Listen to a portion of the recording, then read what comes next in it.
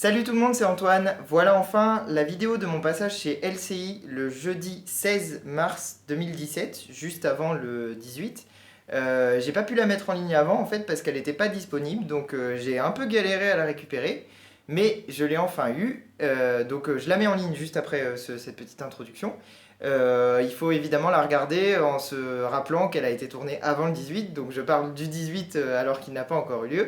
Et finalement, un certain nombre de choses de ce que j'ai dit dans cette vidéo, c'est vérifié.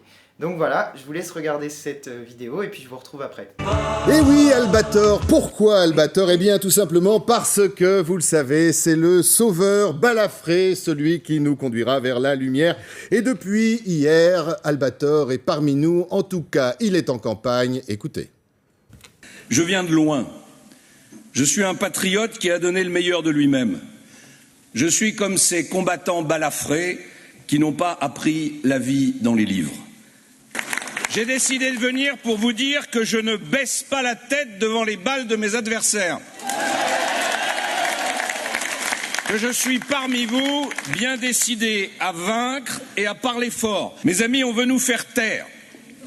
Eh bien moi, je persiste et je signe. Et pour nous parler de balafrés, de balles, de chasseurs qui volent bas, Isabelle Véramasson, bonjour. Bonjour. Directrice de recherche au CNRS et spécialiste de la communication politique, Olivier Hubertali, bonjour. Bonjour. Journaliste au Point, Antoine Lemans, bonjour. Bonjour. Le boss de la communication numérique de Jean-Luc Mélenchon et André Berkoff, c'est toujours un plaisir, bonjour. Bonjour. Écrivain, éditorialiste. Alors, Albator ou le balafré, vous préférez quoi? Bon, écoutez, les deux, en général, les deux. Non, mais c'est-à-dire que, en fait, pour une fois, François Fillon a compris qu'il fallait faire de ses faiblesses une force. Pour une fois, je ne sais pas si c'est pas trop tard.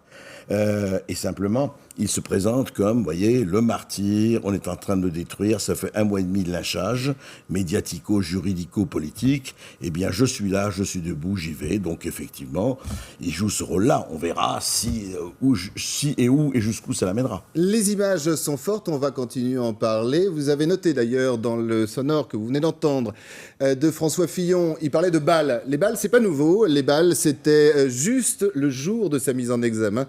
Écoutez.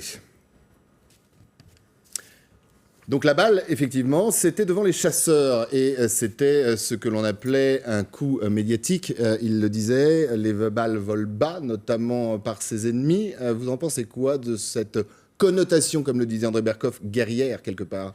Disons que c'est le seul costume que maintenant pouvait endosser un peu François Fillon. À moins de 40 jours du premier tour, il n'avait plus beaucoup de choix. Et puis, on voit aussi, non seulement qu'il se pose comme le guerrier, le blessé, il fait référence à tous les anciens présidents. Il a cité tous les anciens présidents hier.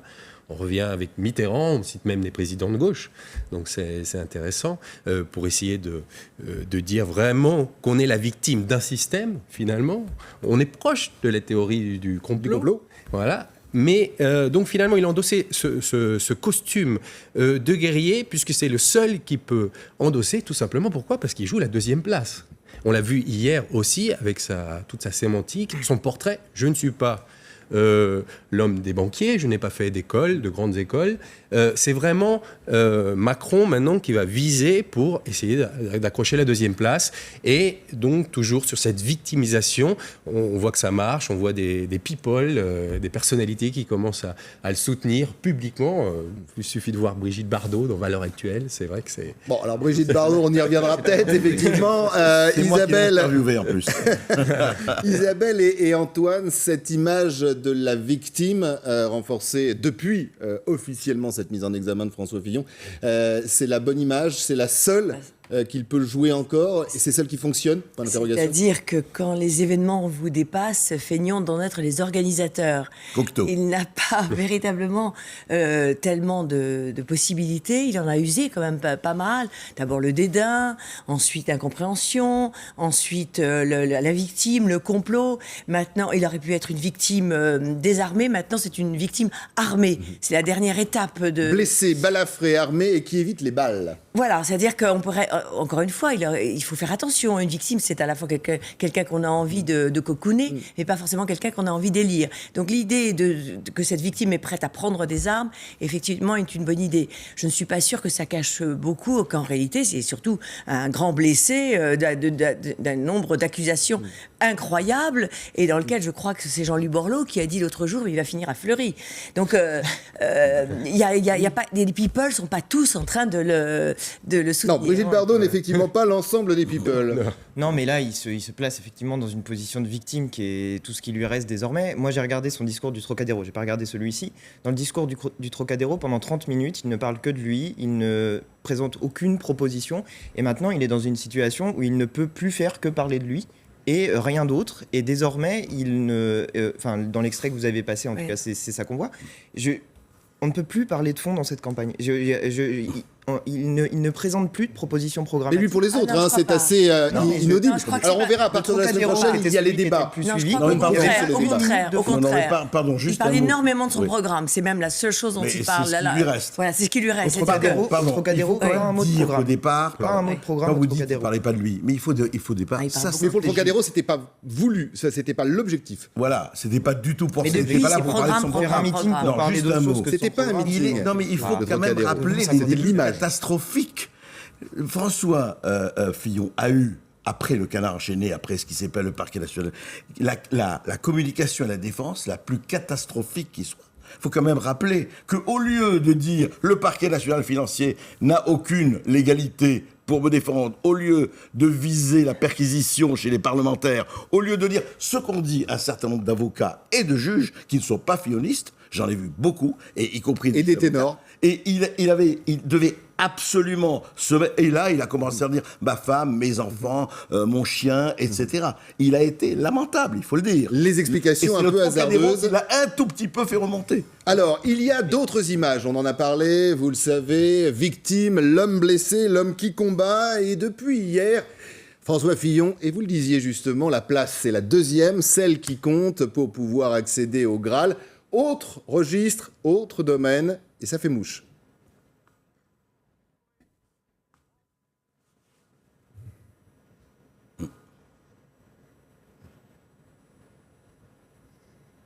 Je veux Alors- dire aux étrangers qui viennent sur notre territoire légalement et qu'on accueille qu'il leur revient de faire l'effort d'intégrer la France avec ses lois, avec sa langue, avec ses mœurs. Et c'est pas à la France de se plier à des coutumes qui ne seraient pas conformes à notre pacte républicain. Oui. Les étrangers que nous accueillons, comme c'est le cas dans toutes les grandes nations, devront respecter des devoirs avant de réclamer des droits. Voilà, thème connu, thème en général qui est sorti, développé, commenté, quand ça va pas forcément très bien. Oui, bien sûr. Mais il rejoint le fond, son fond électoral. Vous savez, vous parlez de la deuxième place. Ce qui est quand même hallucinant, c'est qu'on ne fait même pas problème de savoir que Marine Le Pen va être en tête. Vous avez remarqué, là, nous, on Ça fait très longtemps. Marine Le Pen Si, est ouais. en tête. Et pourquoi? La question vraiment Je se suis pas poser, on va convaincu. pas faire la mission. Qu'elle sur soit en ça, tête je ou qu'elle soit au deuxième tour? Ni l'un ni l'autre.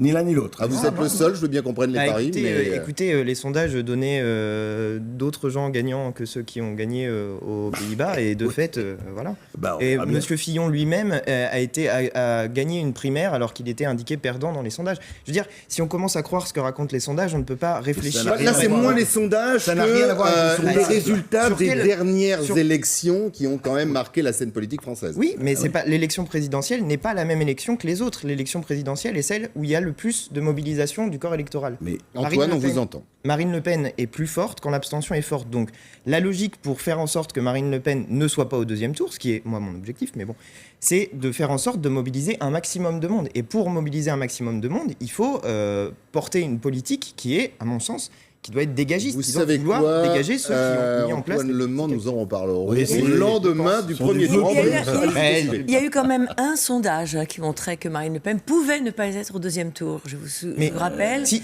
qu'on avait configuré un changement, que Fillon serait remplacé par Alain Juppé, je ne sais plus exactement la Oui, configuration. Alain Juppé qui continue à gagner des points alors qu'il n'est plus du tout dans la Oui, course. mais en Là tout aussi, cas- on peut non, quand même En tous douter. les cas, Mais il est si, vrai que ce n'est pas une fatalité. C'est vrai qu'il n'y a pas que les sondages. Il y a un faisceau de présomption qui nous laisse penser qu'elle sera au deuxième tour.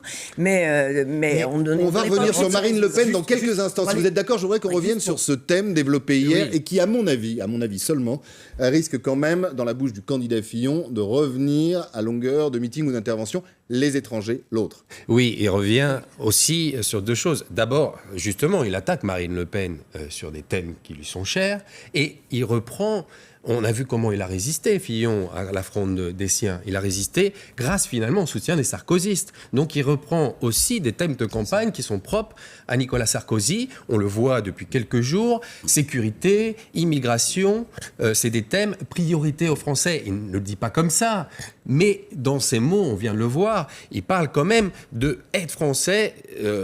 On ne doit pas, enfin, on ne doit rien se faire imposer des autres. Donc il y a vraiment des thématiques qui sont chères aux sarkozystes. Et donc finalement, on voit un certain virage, évidemment, à droite, pour montrer la droite, c'est lui et ce n'est personne d'autre.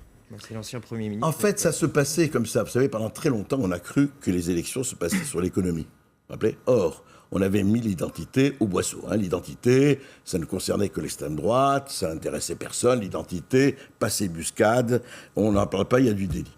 Là, aujourd'hui, on voit très bien ce qui se passe, parce que ce que vous dites, vous avez raison, il y a les sarkozystes, mais il y a aussi Sens commun. Oui. Et ils sont aussi sur l'identitaire. Oui, qui est le noyau dur qui a permis de résister. Voilà. C'est-à-dire qu'il y a un socle, après, il n'y a pas de jugement de valeur, il y a un socle sur lequel il sait qu'il doit s'appuyer, et il s'est appuyé, d'ailleurs, qui a organisé le Trocadéro. C'est ça. Donc c'est l'identité qui revient en force dans son discours. Si on reste sur l'identité, je voudrais qu'on revienne sur quelque chose. Alors c'est passé assez inaperçu en milieu de semaine, on l'a entendu avec François Fillon, les étrangers doivent faire des efforts, ils doivent s'intégrer. Bouche de François Fillon et décider aussi dans certaines régions que les étrangers sur les chantiers devaient, c'était une obligation, parler français. Et la scène de la truelle jusqu'à Molière, c'est possible. Écoutez le Premier ministre.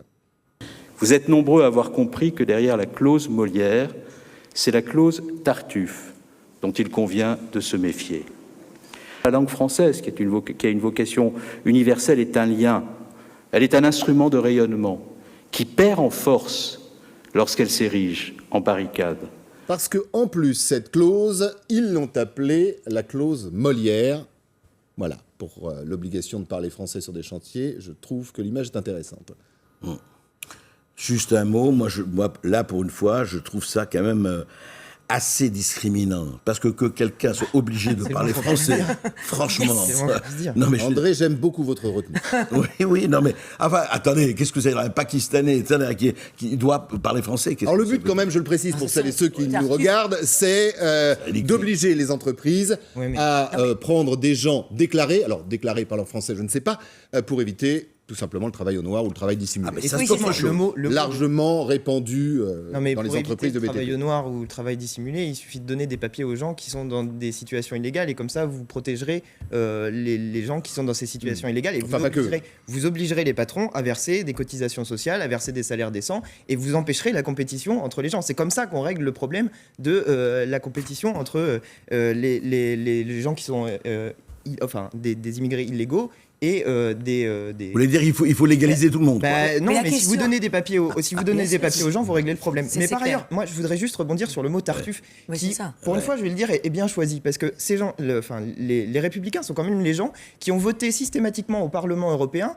les directives des travailleurs détachés, qui sont des directives qui permettent en gros de faire venir travailler des ouvriers d'autres pays d'Europe en France ou dans d'autres pays d'Europe, et en payant les cotisations sociales des pays d'origine. Les affaires des plombiers polonais. Ils sont en train, en fait, de mettre en place un genre de mesure protectionniste qui dit pas son nom et qui utilise une forme vraiment très hypocrite et problématique, alors que eux-mêmes au Parlement européen votent les lois qui permettent ce genre de situation. Donc franchement, Tartuffe, c'est bien choisi. Hypocrite, c'est bien choisi. Et Molière, Tartuffe, à ce moment-là de la campagne. On ne peut pas critiquer le fait protectionniste d'une législation européenne non plus. Attendez, mettre en place des mesures protectionnistes, ça me semblerait être une bonne mesure. Il faudrait les mettre en place, mais en les assumant. Là, on a des gens qui, d'un côté, nous disent « Oh là là, le protectionnisme, c'est le retour du nationalisme », et en même temps, qu'est-ce qu'ils font? Des mesures nationalistes. C'est ça qu'ils font. Exactement, c'est ça qu'ils font. Donc Molière dans la campagne, ça passe pas. C'est pas un hasard, d'ailleurs. C'est surtout une victoire de Marine Le Pen. C'est quand même...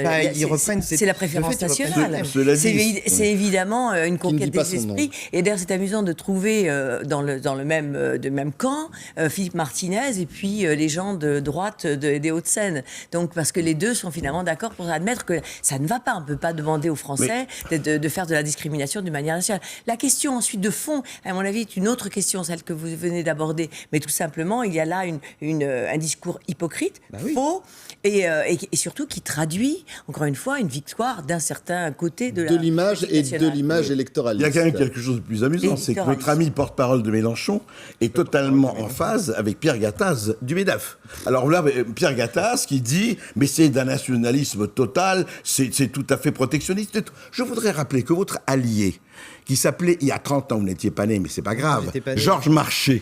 Mais- Georges Marchais Mais il disait connaît. quoi? Mais non, mais bien sûr. Mais disait, effectivement, l'immigration vous me et parlez les d'un ouvriers truc- qui vont arriver vont casser prendre le effectivement pain. les salaires des ouvriers français. Ouais. Il faut rappeler qui le disait en 1980. Mélenchon a dit Georges voler le Marchais. pain aussi. Non, mais c'est pour ça que je prends ça, l'expression à dessein ça, voler c'est- le pain. Ça, c'est une réduction de son propos. Il prenait la parole au Parlement européen en 1 minute 30. Et si vous écoutez ses propos, c'est des propos entre guillemets, voler le pain des travailleurs. Il l'utilise comme ça. Mais Jean-Luc Mélenchon, lui, au moins, est cohérent. Il a dénoncé systématiquement les directives des travailleurs détachés au Parlement européen. Il a voté contre systématiquement. Ben, on est d'accord. Et il est l'un des seuls politiques français à prendre la parole au Parlement européen pour la dénoncer. Donc au bout d'un moment, il y en a un qui est cohérent. Monsieur Gattaz, lui, ne l'est pas. Et je suis désolé. Et pourquoi il est comme ça, Mais parce monsieur que Gattaz, à Monsieur votre Gattaz, avis? lui, il est pour la directive détachement des travailleurs. Voilà. Lui, quand Monsieur Gattaz parle de mesures nationalistes, pour lui, c'est une manière de dire qu'il faut continuer cette forme de libéralisme. Et justement, lui, il est pour la directive des travailleurs détachés. C'est ça qui Mais l'intéresse. c'est sur Ça des permet bases de très payer des gens différentes. moins chers. Alors, Ça permet de payer des gens moins chers avec des cotisations sociales Bien qui sont d'accord. qui au final organisent la compétition entre les peuples européens. C'est ça le problème et c'est ça qui crée du nationalisme. si au vous final. êtes d'accord, nous allons quitter cette page culture dans la médiasphère. La France a peut-être besoin d'un malade qui n'est pas totalement imaginaire. On revient aux affaires, on revient aux attaques, à la traque, mais pourtant, vous allez voir, les supporters, et notamment ceux de François Fillon, sont là, toujours présents, et on en parle après. Il va gagner, c'est sûr. Et plus on lui tape dessus, et plus on a envie de voter pour lui. Tous, je vois les personnes et les militants, au plus on tape dessus, au plus ils y vont à fond en fait. On se dit on a réussi à avoir un candidat qui a rassemblé vraiment toute la droite. Malgré tout ce qu'on peut dire, ça y est, il y a vraiment un engouement derrière. Et qu'on s'acharne dessus, ça rend vraiment les militants d'autant plus engagés. Voilà, Antoine, pendant 25 secondes de ce sonore, n'a pas arrêté de faire... Et pourquoi Mais parce qu'ils sont caricaturaux quand même. Oh non, mais c'est les mêmes que chez vous. Exactement. Mais si, ce sont des les mêmes militants. Je voulais juste qu'on parle un peu de militants, trop non, oubliés mais dans cette campagne. que François Fillon subisse un acharnement. Quel acharnement est celui de la justice, franchement? Comment La justice est en train de faire son travail. Mais oui, bien sûr. Bah oui. Mais attendez, la justice fait... Vous avez un problème avec le fait que la justice fasse son travail? J'ai un problème Eh oui. avec le fait que le parquet national financier, qui en général prend 2 ou 3 ans pour c'est instruire des pas affaires, vrai. le fait 2 heures. C'est pas vrai. Comment c'est pas vrai? Non, c'est pas vrai. c'est Le pas parquet vrai. national Mais attendez, Madame la chercheuse. Mais le parquet national financier dépend a pour prouvé quelles depuis affaires. qu'il existait qu'il Attendez, est extrêmement Le rapide. PNF n'avait pas, vous demandez à tous les avocats, à tous les juges, demandez-leur sauf certains, n'avait pas à se substituer à la séparation des pouvoirs. Il fallait d'abord qu'il soit jugé par ses pairs, qu'il y ait une commission parlementaire demandée, c'est la loi Eugène Pierre, 19e siècle, excusez-moi, on a regardé, avant que le parquet national se suppose. Deuxièmement, la perquisition, 2 heures après, dans un bureau parlementaire, mais ça peut être de gauche ou de droite. Jugé par Regardez ses cela. pairs. Et n'oubliez pas ça. Cahuzac, ça a mis 3 ans. Que veut dire 3 ans, juger ça par a ses mis pairs? Cahuzac. C'est moi, je Bon, trouve c'est ça une trop question long. de droit qui sera déterminée dans les prochains Moi, je mois. trouve C'est ça bon, trop maintenant long. la campagne est Certainement lancée. par le nouveau président, enfin d'un autre côté, et on va pas faire de parallèle.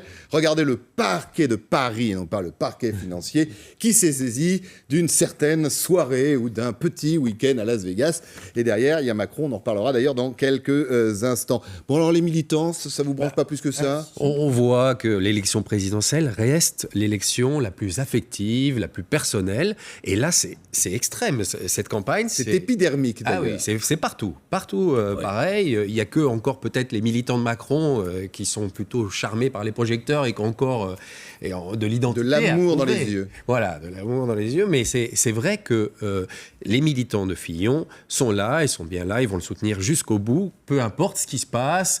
On verra après. Le problème, c'est les lendemains. Les lendemains risquent d'être difficiles post-premier tour. La désillusion de tous ces militants qui sont sûrs d'arriver au deuxième tour et qui vont pas, et certains vont pas y parvenir. Isabelle Vermasson, vous les recevez pas en ce moment, les militants, Oui. en tout cas ceux qui participent de près ou de loin à cette campagne? Non, nous, dans notre laboratoire, nous recevons des simples citoyens qui vont ensuite parler de la campagne électorale. Et c'est pas du tout les mêmes que les militants. Hein, il y a plusieurs strates d'individus, enfin de citoyens dans une campagne électorale. Et il y a la première strate le plus près des hommes politiques, ce sont les militants. Et les militants, surtout autour de Fillon, mais c'est vrai dans les partis extrêmes, ne sont pas des gens qui sont là pour douter, pour se poser des questions. Ils portent le programme. C'est pour ça que je n'étais pas tout à fait d'accord avec ce que vous disiez. La question de la personnalité ne compte pas tant que ça. Il aurait pu être encore plus problématique. Il l'aurait soutenu. C'est pareil au Front National. Donc c'est pareil probablement chez Jean-Luc Mélenchon. On porte le programme et quels que soient les événements de campagne, on va le soutenir. Ce que dit Isabelle, c'est que peu importe le programme. Peu importe la personnalité, ce qui lui arrive, ils soutiennent un programme qui est très à droite, qui est très... Oui, enfin une idée plutôt qu'un programme. Et c'est ça, Sens commun. C'est comme ça qu'il a gagné la primaire. C'est un programme... Alors, je ne sais pas... Et quels que soient les événements de campagne, ils soutiendront. Le problème, c'est que ça fait à peu près 16-17%, ces gens-là. Et en fait, il ne pourra pas gagner avec ces militants qui le suivent, quelle que soit la situation.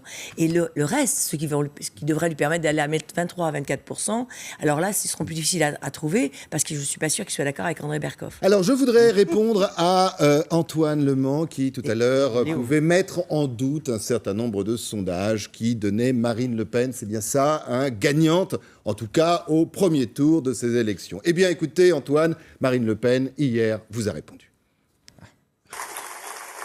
Vous sentez se répandre le parfum de la victoire. Comme moi, vous sentez que la vague est en train de monter. Pour ne rien vous cacher,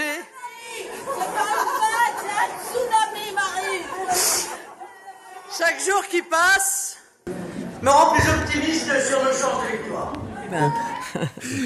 Alors, la gimmick d'Antoine Lemans dans cette émission, c'est décidément, c'est le thème. Je suis désolé, c'est spontané. Vous avez répondu, vous doutiez tout à l'heure. Il n'y a pas des images de Mélenchon. Elle répond au final sur la base des sondages, encore une fois. Mais en 2012, les sondages la donnaient déjà au deuxième tour et même parfois en tête. Et au final, elle a été troisième. Voilà. Donc, si on se base uniquement, non, ce que je veux juste dire, c'est que si on se base uniquement sur les sondages pour réfléchir à une situation politique, c'est clair. On passe à côté de la situation. Moi, ce que je perçois, j'utilise d'autres moyens pour essayer de sentir la situation. J'utilise ce que je perçois sur les réseaux sociaux, ce que je perçois sur Internet, ce que je perçois dans la vraie vie, pour ainsi dire, et notamment dans les meetings. Et ce que je constate, c'est que chez Marine Le Pen, chez d'autres candidats, les salles ne sont pas toujours pleines. Ce que je constate en revanche, c'est que dans les meetings de Jean-Luc Mélenchon, les salles sont pleines. J'ai l'impression qu'il y a un engouement autour mais de les la salles campagne de sont Jean-Luc Mélenchon. plus petites peut-être, et on le verra... Non, elles sont pas plus petites, elles sont même plus grandes. Mais on le verra le 18 mars, place de la Bastille à 14h, puisque Jean-Luc Mélenchon organise une grande marche pour la 6e. Ça sera lui ou un hologramme? Non, ça sera lui. Il parlera à 15h, place de la République, mais on verra à ce moment-là si l'idée de la 6e République que porte Jean-Luc Mélenchon est présente dans la société. Et s'il y a des on verra ça. Alors, oui, voilà, merci, j'allais dire, on verra ça. Je voudrais qu'on revienne quand même, si vous pouvez m'aider, André, ce que je voudrais revenir, c'est en termes d'image. Là, c'est une info. Vous venez de dire, et je vais rejoindre Antoine, on parle des sondages depuis quelque temps, mais il y a un organisme, je n'ai aucun intérêt avec lui, c'est Filteris Euromédiation. Que fait Filteris Euromédiation? Il ne pose pas de questions. Ce n'est pas un organisme de sondage, il fait remonter justement les réseaux sociaux, Internet, Facebook, Twitter et compagnie, avec des algorithmes, c'était des Canadiens. Ils font un travail tout à fait passionnant, en faisant remonter des millions de perceptions pour, contre, etc. C'est un vrai travail. C'est pas un sondage, c'est pas des questions. Mais c'est pas ça la vraie vie. La vraie vie, c'est pas les réseaux sociaux et les meetings. Et votre laboratoire, c'est la vraie vie. Non, je parle à Antoine. C'est pas ça la vraie vie. Attendez, laissez-moi terminer. Ce sont les personnes âgées qui votent et qui vont pas dans les meetings. Mais laissez-moi terminer. Et qui se décident au dernier moment dans l'isoloir. Ni réseaux sociaux, ni meetings. Il va se fâcher, sinon André. Non, mais c'est pas ça. Qu'est-ce que c'est André, la vraie vie. On va jusqu'au bout des trucs. C'est la vraie vie, vous savez, ni vous ni moi, la vraie vie. Vous êtes dans. Oui, d'accord, j'ai compris. Attendez, ils vont sur un truc. Je vais vous dire ce qui se passe par rapport à Eiffel Terris et Euromédiation, que je vous conseille, même pour vous, Mélenchon et compagnie, d'aller voir. C'est passionnant. Qu'est-ce qu'ils ont mis? Ils ont mis, je ne sais pas s'ils ont raison, aujourd'hui, face à Macron, deuxième tour, Le Pen gagne, face à Fillon, Le Pen perd. Aujourd'hui, je ne dis pas qu'ils ont raison, je dis qu'ils mettent dans un mouchoir de poche Fillon, Macron, Le Pen. Uniquement, encore une fois, sans question, c'est les réseaux sociaux. Et simplement, voilà ce qu'ils disent. C'est intéressant, donc il n'y a pas que les sondages et la technique des... Alors, je voudrais qu'on continue, qu'on avance un peu quand même dans cette émission, parce qu'il n'y a pas que François Fillon, mais on va peut-être rester avec Marine Le Pen, parce qu'elle pense effectivement qu'elle va gagner, mais surtout Marine Le Pen, elle pense aux autres, et ça c'est important. Écoutez. Hamon. Ce pauvre Benoît Hamon, qui n'a toujours pas réussi à lancer sa campagne. C'est une succession de faux départs. Embourbé depuis des semaines dans des tractations d'un autre âge avec les écologistes, qui représentent 1%, puis avec Jean-Luc Mélenchon, le voilà, lui aussi, aux prises avec son adversaire défait, Manuel Valls. Voilà, compassion de Marine Le Pen. Alors hier, je ne sais pas si ça vous a échappé, vous verrez ces images, il y avait une sorte de prise d'assaut du QG de Benoît Hamon qui était à Nice, pour être complet, par des mal logés. Séquence très parisienne, mais séquence quand même. Et puis Hamon, il faut l'aider, soutenir Hamon, travailler avec Hamon, s'allier avec Hamon. Alors, il y en a un, et je me tourne vers vous, qui aurait pu le faire, mais il ne l'a pas fait. Mais en fin de compte, on est en campagne et tout peut arriver. Écoutez. Alors, une fois que je serai parvenu au deuxième tour, c'est-à-dire légitime pour le deuxième tour, ça va de soi que les forces politiques qui voudraient participer à la mise en œuvre de ce programme, qu'on pourrait d'ailleurs à ce moment-là amodier ici ou là, seront les bienvenus. Et je pense qu'en particulier, toute une série d'élus socialistes seraient les bienvenus. Alors quelle est la question? Non mais oui, on fait son marché. Comment ça on fait ça? Non, parce que vous avez là, effectivement, votre candidat, autant le dire, qui est au deuxième tour. Et alors là, dans ce cas-là, Hamon... il est au deuxième tour. Il existe. Vous avez raison. Non, c'est ce qu'il vient de dire. c'est ce qui va arriver. C'est ce qu'il vient de dire. Non, j'ai pas dit ce qui va arriver, j'ai dit c'est ce qu'il vient de dire. Laissez venir Hamon les petits socialistes. Non, mais là, à ce moment-là, là, les socialistes comptent. Non, mais on est... Jean-Luc Mélenchon, il est cohérent. Nous, on n'a jamais... fermer la porte. C'est-à-dire que Benoît Hamon, quand il a fait la campagne de la primaire, il a dit qu'il contacterait Jean-Luc Mélenchon pour essayer de voir s'il pouvait pas éventuellement faire quelque chose de commun. Il ne l'a pas fait, il a laissé pourrir la situation. Nous avions posé des conditions claires qui étaient qu'en gros, il se débarrasse de Valls et d'El Khomri. Il a refusé de le faire. Désormais, c'est Valls qui se débarrasse de Hamon. Je suis désolé. Il aurait suivi ce que nous proposions. C'était quand même pas. Non mais Antoine, le vrai truc que vous proposiez, c'était Hamon derrière moi, et je suis Jean-Luc Mélenchon. Voilà. Et donc s'il est au deuxième tour, la question se pose plus. Le tout, c'est qu'il l'a pas dit. Mais excusez-moi, mais quel est le candidat entre Jean-Luc Mélenchon et le candidat du Parti Socialiste qui a perdu plus de la moitié de ses voix? C'est pas Jean-Luc Mélenchon.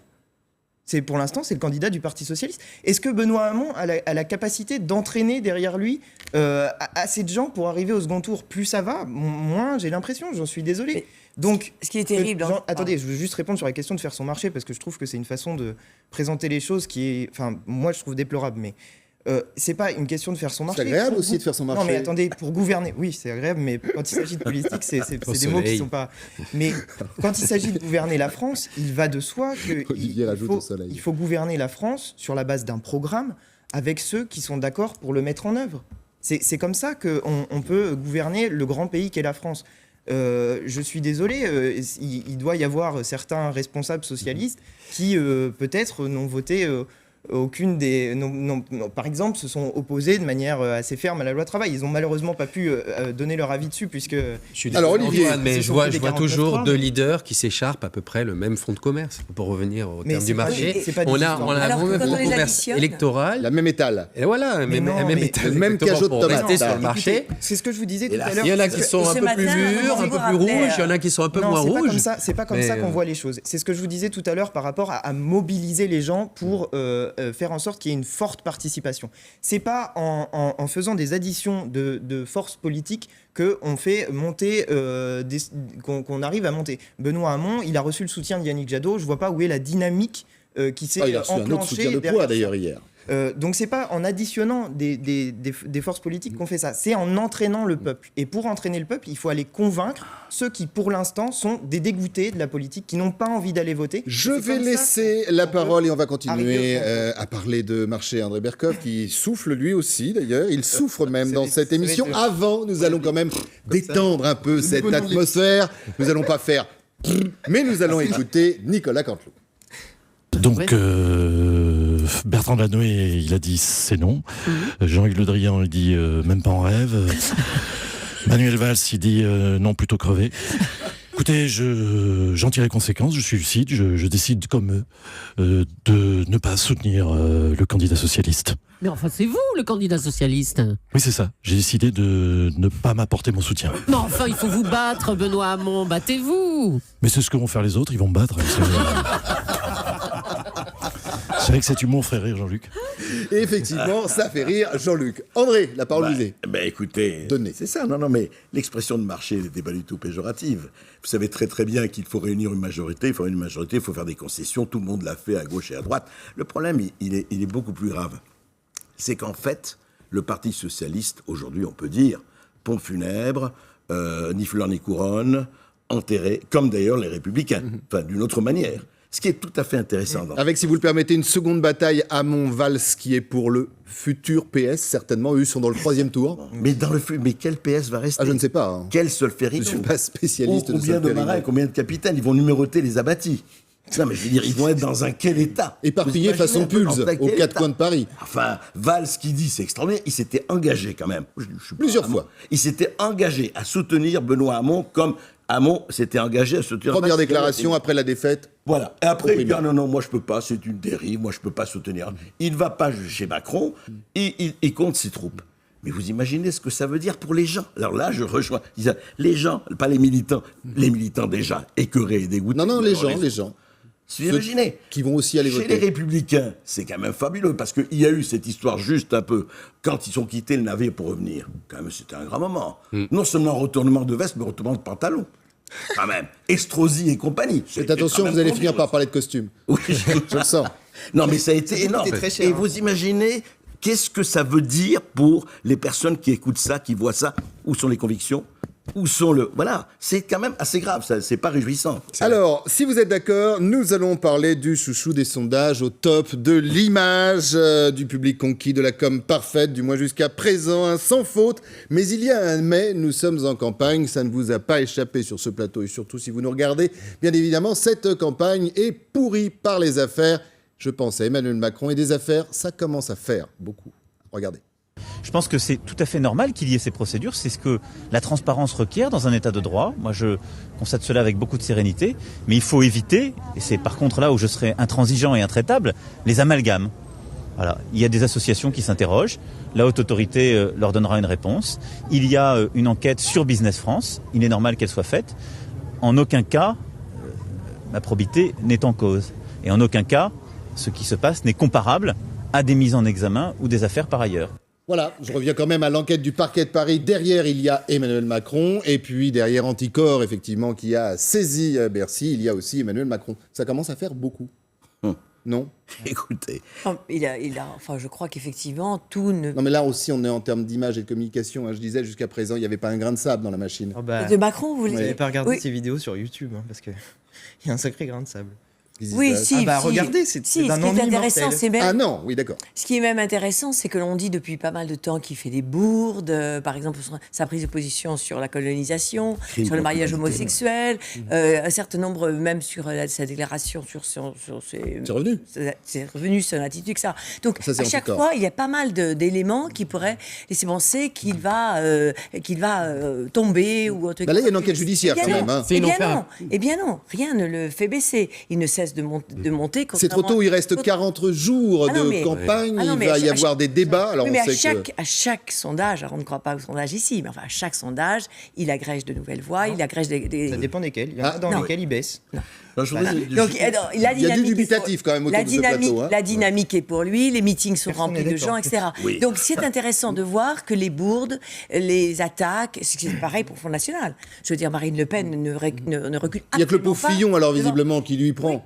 Oui, mais parce que peut-être que les Français font la différence entre l'enrichissement personnel, le fait de Et une soirée à magouiller Vegas, un hein. peu Une soirée à avec de Vegas, l'argent c'est public un ou peu une moins soirée sur explosif, laquelle on a quand même. moins dépensé d'argent. Je- Je crois que les Français font la part des choses, ils font eux-mêmes, Enfin, ils les font revenus, des comptes. les déclarations de revenus, Mais les 3 impôts, millions, ça fait personne- moyennement Les rire. 3 millions d'euros gagnés chez Rothschild, et ceux qui sont droit le plus strict, mais après les déclarations qu'il a faites face à cela, il y a des tas de questions qui ne sont pas répondues. Il faut quand même rappeler que Fillon, il a quand même joué quoi?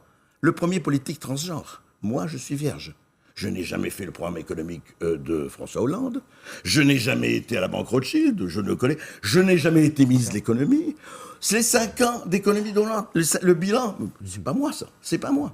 Il joue effectivement non seulement pas la transparence, il joue la virginité. C'est vraiment ça. C'est regarder. Après. Mais enfin, Pas il du vogue tout. sur le. Il joue l'antisystème. Il passe son Non, temps ça- à dire j'ai été banquier, j'en C'est suis le fier. pur Mais produit il joue du système, Voilà. entouré par tous Oui, les. mais il ne renie pas. comme Il ne renie pas son travail il dans dit, la je banque. suis anti-système, je suis ni de gauche ni de droite. Il a été au Parti socialiste pendant Oui, 3 mais ans. il ne dit Je pas ne suis qu'il ne pas sort- Ça dépend des jours. Hein. Quoi Il y a des jours Ça où il dit dépend qu'il des est de gauche quand Il y a même. des gens qui est de gauche, C'est et de vrai. droite. Après, il dit, il n'y a pas de culture française. Mais Moi, je non, ne ça reprends existe que les pas, la éléments et les culture sonores que nous Non, avons. mais c'est vrai, ça dépend des jours. Macron, ça pas- dépend des jours. C'est une assez bonne définition. Ouais, il a reçu le soutien, quand même assez marrant, d'un sénateur, les Républicains, hier soir. C'est Oui, le oui. premier qui a changé de camp.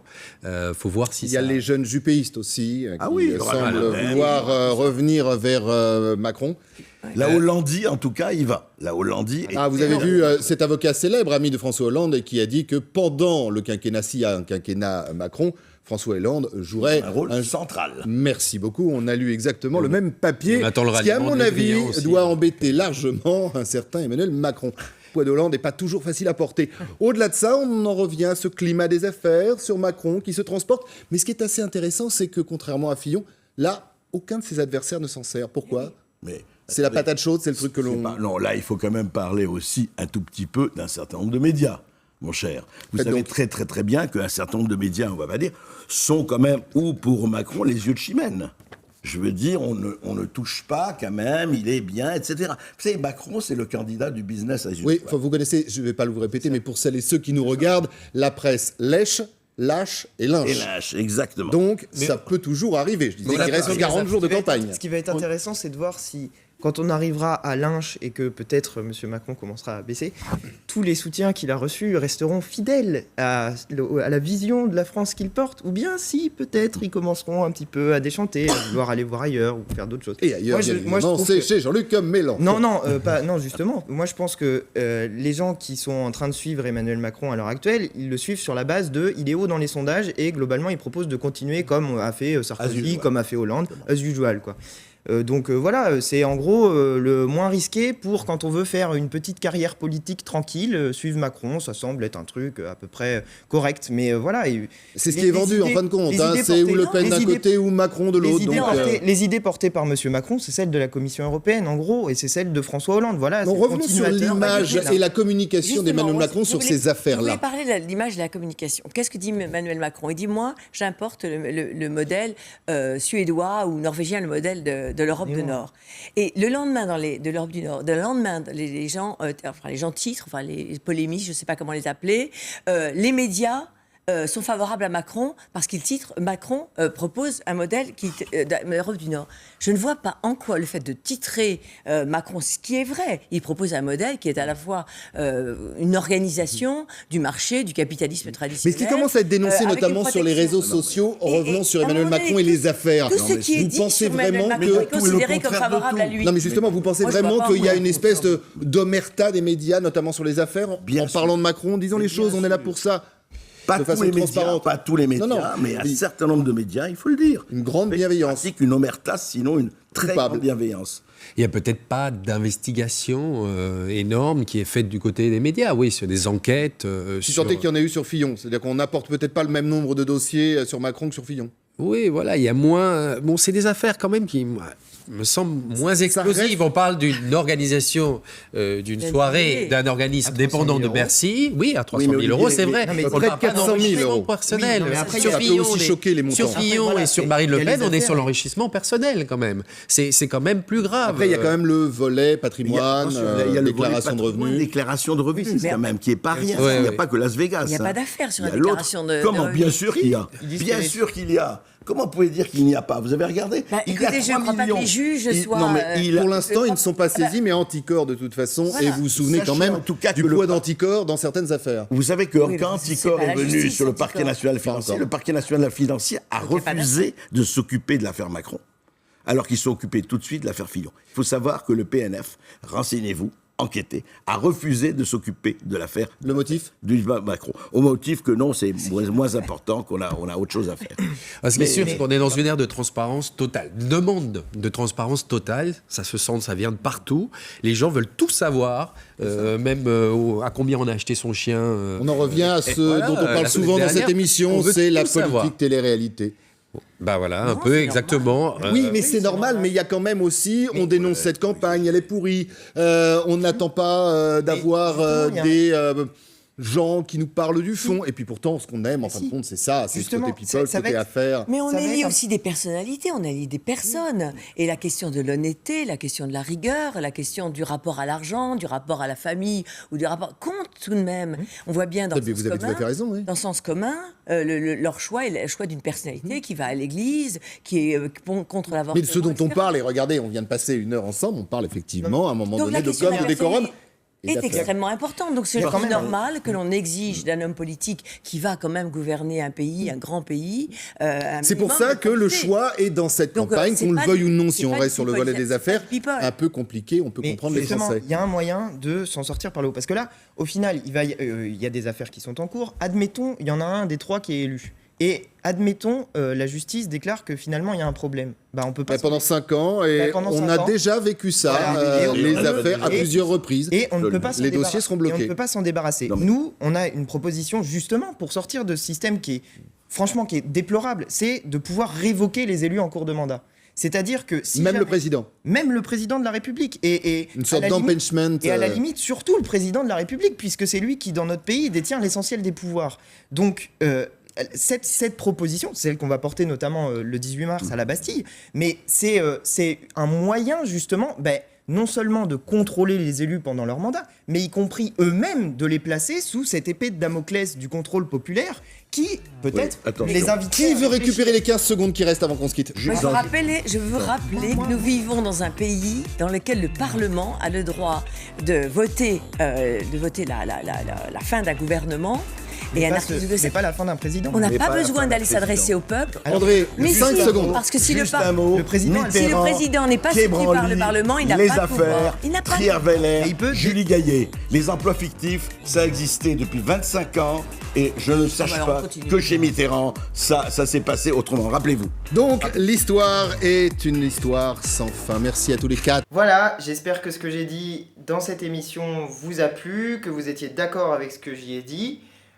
Si c'est le cas, si ça vous a plu, je vous invite à mettre des pouces bleus. Je vous invite à me dire dans les commentaires ce que vous en avez pensé.